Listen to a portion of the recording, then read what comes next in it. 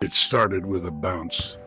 Just one basketball, one man, and the kind of night New York pretends not to have. Midnight had long since passed. Most sane people were asleep, tucked behind locked doors, but Marcus. He believed greatness was born in the hours no one watched.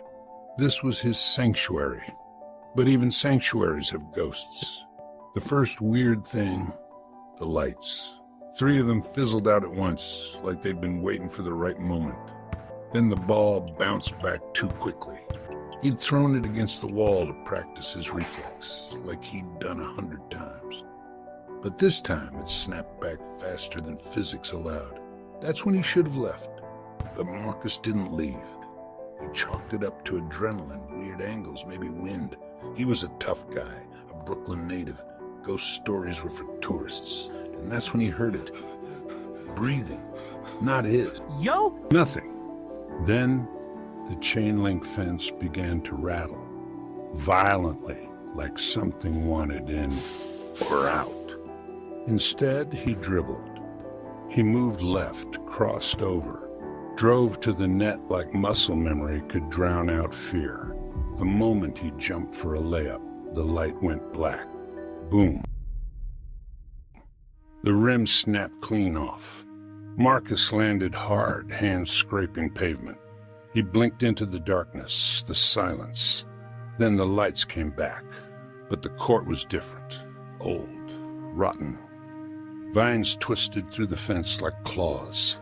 The backboard was shattered. The city skyline gone, replaced by a red sky and skyscrapers that leaned like they were listening. Marcus stood up slowly. He was shaking now. And the ball. Gone. It wasn't just a court anymore. It was a memory. Or maybe a trap. Footsteps echoed, not his. Marcus turned and saw him. A tall figure, a face hidden under a hood, dribbling his ball. The sound of it, too fast, too loud, like a storm trapped in rubber. It raised a finger, pointed at Marcus, then tossed the ball back. Marcus caught it. It was warm, wet. He looked down, blood. The figure stepped back into the dark, disappeared. The court flickered. The red sky tore open like a scream.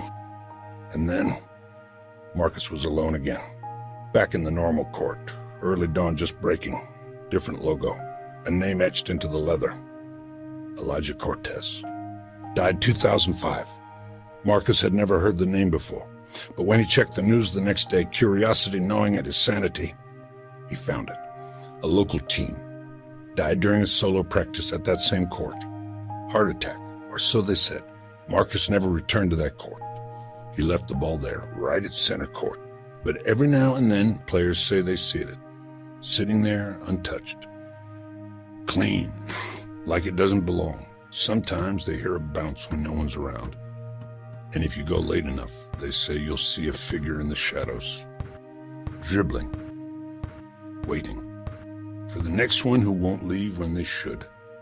Because in New York, some games never end.